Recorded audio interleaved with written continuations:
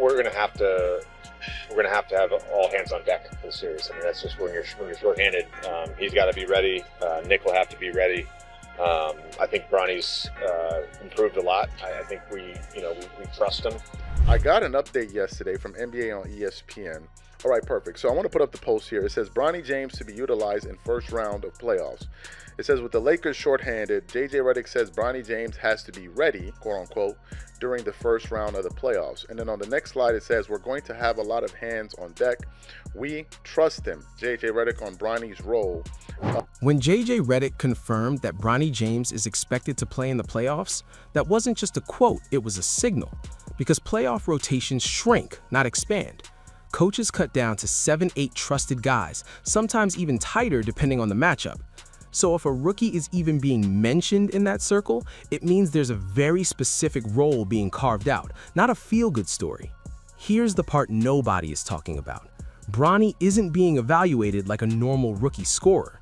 He's being evaluated like a low-usage connector guard. Think defensive assignments, spacing, and decision-making.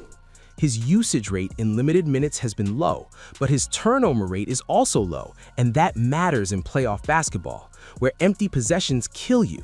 He's shown he can bring the ball up, initiate a set, and not hijack it. That's exactly what a coaching staff looks for when they're trying to stabilize second units or survive non-star minutes.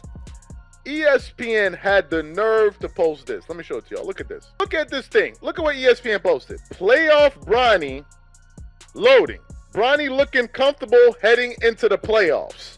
I said, nah, you gotta be joking. And this is why people make fun of Bronny. Let's break down what Redick is likely seeing on tape and in practice. First, point of attack defense.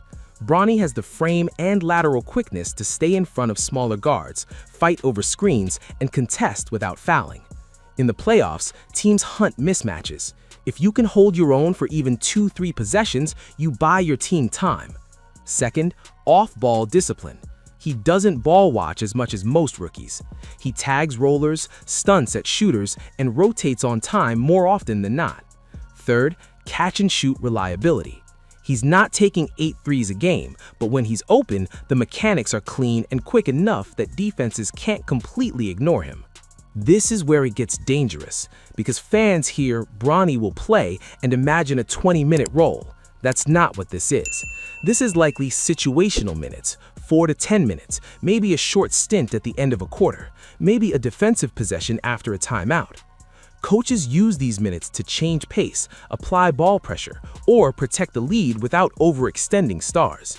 If he executes, the minutes grow. If he doesn't, they disappear. It's that simple in the playoffs. As it now, the drop pass, the steal, Bronny, son to father, LeBron James. How many times you see, they probably worked on that in the backyard.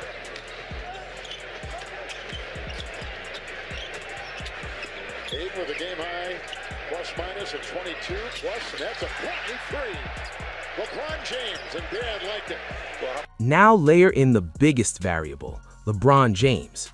Playing alongside LeBron changes the math. Bronny doesn't need to create offense. LeBron does that. What the team needs around LeBron are defenders, cutters, and quick decision makers. Bronny can fit that mold if he keeps the ball moving, cuts at the right time, and hits the open corner three. In LeBron lineups, the best complementary guards are the ones who don't stall the possession. That's a real pathway to minutes. Here's the part nobody is talking about. Playoff value often comes from non-scoring plays. A clean box out that frees a rebound, a smart foul to stop a fast break, a correct switch that prevents a three. Bronny's path isn't 15 points, it's 5 or 6 winning plays in a short burst. Coaches track that internally, even if the box score doesn't. If he can deliver those, Redick will keep going back to him. This ain't the G League, this ain't Call of Duty, and it's not 2K. Bronny, you gonna need a lot more VC if you trying to play in the playoffs. The Lakers should be ashamed of what they about to put you through. Let's get specific about matchups.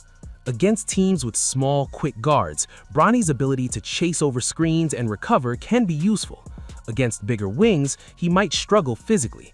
That's where you'll see him used more selectively. Offensively, if teams start helping off him, he has to make them pay with the catch and shoot or a quick swing pass. The worst outcome for a role player is hesitating, because that kills spacing and timing. The best outcome is 0.5-second decisions: catch, shoot, or move it. This is where young players usually make a mistake. They try to earn their minutes by doing too much. In the playoffs, that backfires.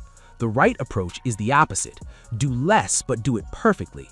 Defend your assignment, be early on rotations, keep the ball hopping, and take the open shot without thinking twice.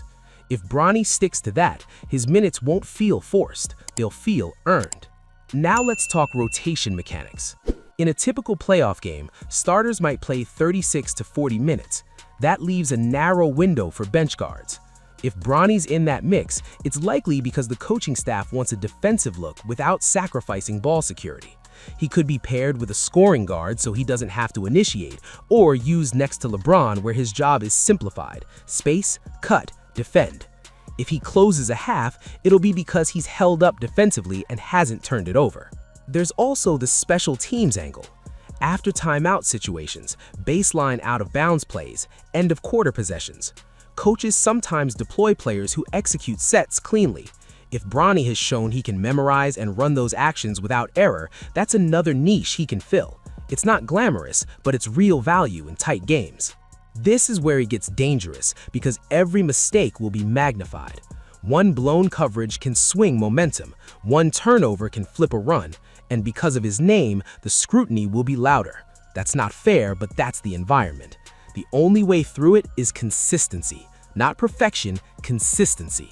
So what does success actually look like for Bronny in these playoffs? It's not a headline stat line. It's something like 8 minutes, 2 to 3 possessions defended cleanly at the point of attack, 1 made corner 3, 0 turnovers, correct rotations. That's a win. Stack a few of those games and the trust builds. Trust is currency in the playoffs. And zooming out, this ties to a bigger basketball truth. The playoffs aren't just about stars, they're about fit around stars. Every championship team has guys who understand their role to the smallest detail.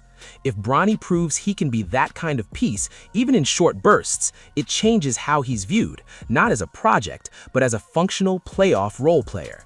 So the real debate isn't should he play or not. The real debate is this: if a rookie can give you defense, spacing, and clean decisions in limited minutes, do you ignore it because of perception, or do you use it because it helps you win?